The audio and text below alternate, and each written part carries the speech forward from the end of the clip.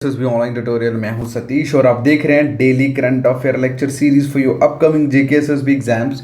तो चलिए स्टार्ट करते हैं, लेकिन स्टार्ट करने से पहले एक इंपॉर्टेंट चीज़ आप लोगों के साथ डिस्कस करना चाहता हूं कि आप लोगों को अगर जेके एसएसबी के रिगार्डिंग कोई भी इंफॉर्मेशन चाहिए, सिर्फ एग्ज़ाम डेट को छोड़ के, ठीक है, एग्ज़ाम डेट को छोड़ के अगर आपको कोई और इन्फॉर्मेशन चाहिए, लाइक एग्ज़ाम कैसे क्लियर करें, एग्ज़ाम के लिए क्या क्या चीज़ें पढ़े और कितनी चीज़ें पढ़े।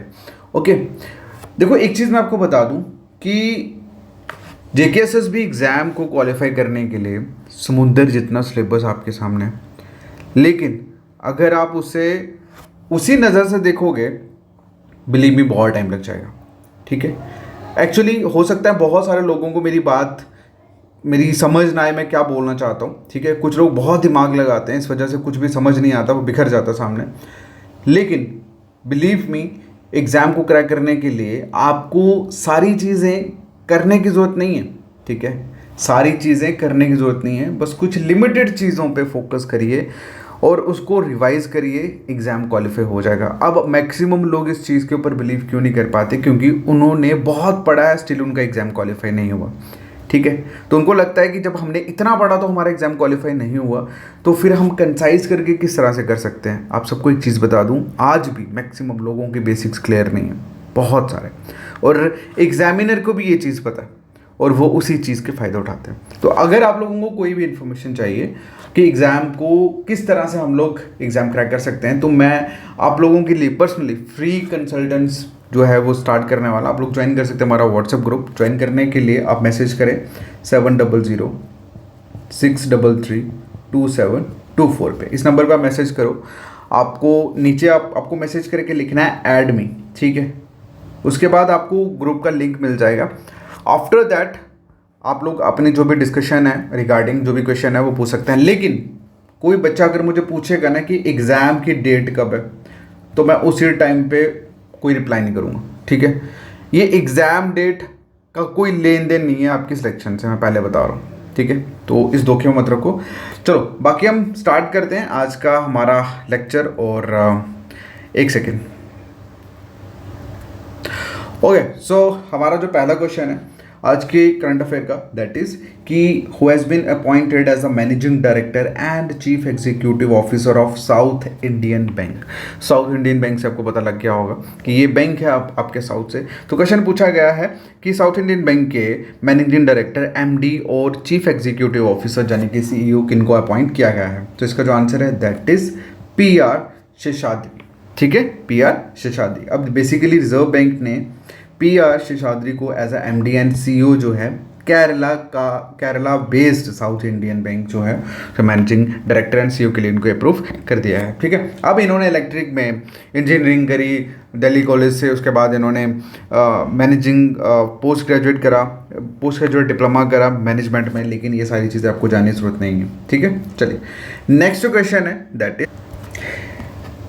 कौन से इंडियन ओरिजिन लीडर, मतलब कौन से ऐसे इंडियन ओरिजिन पर्सन है, लीडर है, जिन्होंने क्वालिफाई करा है प्रेसिडेंशियल इलेक्शन के लिए? किसकी? सिंगापुर में। सिंगापुर की प्रेसिडेंशियल इलेक्शन के लिए कौन से इंडियन ओरिजिन लीडर ने क्वालिफाई करा है? तो इसका जो आंसर है दैट इज थर्मन शानमुगरत्नम। ठीक है, शानमुगरत्नम ये पर्सन है, बेसिकली इंडियन ओरिजिनल, ये इंडिया से इनका ओरिजिन है बेसिकली। तो ये क्वालिफाई करा है इन्होंने प्रेसिडेंशियल इलेक्शन के लिए सिंगापुर की। क्लियर है?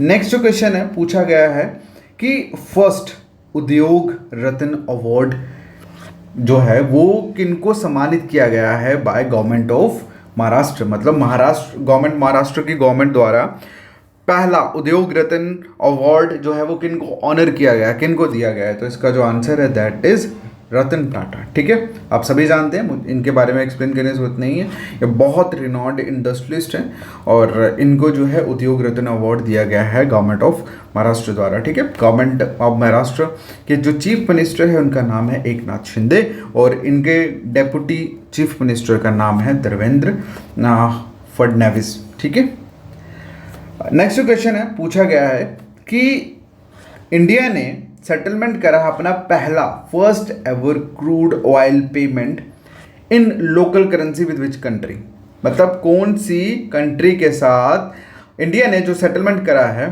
ठीक है, लोकल करेंसी में करा है, किसके लिए? क्रूड ऑयल मतलब लेने के लिए। पहले तो ये डॉलर्स में होता था, ठीक है। अब फाइनली फर्स्ट टाइम इंडिया ने अपनी लोकल करेंसी में पेमेंट करी है क्रूड ऑयल के लिए। आपको क्वेश्चन में ये पूछा गया कि किस कंट्री के साथ करी है, तो इसका जो आंसर है दैट इज यूएई, ठीक है, यूएई, ठीक है। चलिए नेक्स्ट क्वेश्चन है, इंपॉर्टेंट क्वेश्चन भाई, याद रखना है। नेक्स्ट क्वेश्चन है, पूछा गया है कि विंदेश्वर पाठक जो हैं रिसेंटली अभी उनकी डेथ हुई है, बताइए कौन सी फील्ड से एसोसिएट थे, कौन सी फील्ड से एसोसिएट थे? तो इसका जो आंसर है दैट इज सोशल वर्क, ठीक है।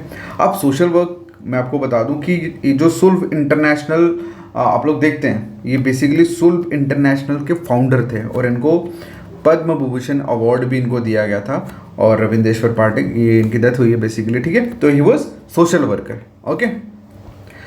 नेक्स्ट क्वेश्चन है दैट इज मतंगिनी हजारा, ठीक है। ये आपने न्यूज़ में देखा है, क्वेश्चन में पूछा गया है कि ये जो विमेन फ्रीडम फाइटर थे ये कौन सी स्टेट से थे, ओके। तो इसका जो आंसर है दैट इज वेस्ट बंगाल। क्या आंसर है? वेस्ट बंगाल। नेक्स्ट क्वेश्चन है, क्वेश्चन में पूछा गया है कि कौन से रिसर्च इंस्टीट्यूट ने new variant of lotus flower, मतलब लोटस फ्लावर का न्यू वेरिएंट जो है वो जिसका नाम है नमो 108 108 डेवलप किया है। तो इसका जो आंसर है that is national biotechnical research institute जो लखनऊ में है, ओके। अच्छा, यूनियन साइंस एंड टेक्नोलॉजी के मिनिस्टर का नाम क्या है? जितेंद्र सिंह, ओके। इन्होंने अनवील करी, मतलब इन्होंने स्पष्ट करा, दिखाया क्या न्यू जो वेरिएंट है लोटस फ्लावर का, ओके, विद 108 पेटल्स, ठीक है, पत्तियों के साथ, जिसे क्या बोला गया? नमो 108, ओके। नेक्स्ट क्वेश्चन है, पूछा गया है कि इंडिया ने क्या रैंक स्कोर करा है 16 international Olympiad of Astronomy and astrophysics में, ओके। तो इसका जो आंसर है दैट इज सेकंड। तो इंडिया का सेकंड रैंक रहा है। इंडिया ने सेकंड रैंक जो है वो सिक्योर करा है 16वीं International Olympiad of Astronomy and Astrophysics, जो कहाँ पे थी? पोलैंड में हो रही थी, ओके। तो इंडिया ने 4 गोल्ड और 1 सिल्वर मेडल इसमें जीता है, और वहीं पे यूके मतलब यूनाइटेड किंगडम की जो फर्स्ट पोजीशन रही है with 5 gold, okay. Next question है कि कौन सी कंट्री ने फीफा वीमेन वर्ल्ड कप 2023 का जो टाइटल है वो जीता है? तो कौन सी कंट्री के विमेन फीफा जो है मतलब फुटबॉल का जो वर्ल्ड कप था विमेन्स टाइटल 2013 वो किस कंट्री ने जीता है?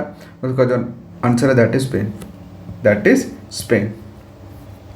नेक्स्ट क्वेश्चन में पूछा गया कि कौन सी कंट्री ने लॉन्च करा है एक्सपेरिमेंटल सैटेलाइट जिसका नाम है शन 14 एंड शन 15, ठीक है। इसका आंसर आप लोग करोगे कमेंट सेक्शन में। बाकी मिलते हैं नेक्स्ट वीडियो में। तो जितने भी कैंडिडेट ने लास्ट तक की वीडियो देखा है, थैंक यू सो मच। आप लोग अगर आपने अभी तक व्हाट्सएप ग्रुप ज्वाइन नहीं करा तो आप मैसेज करें मुझे 7006332724 पे, और आप लोग सिंपल लिखना आपको एडमी, जैसे आप एडमी लिखोगे आपको खुद ही व्हाट्सएप का लिंक जो है मिल जाएगा, okay. Thank you so much, take care, bye bye.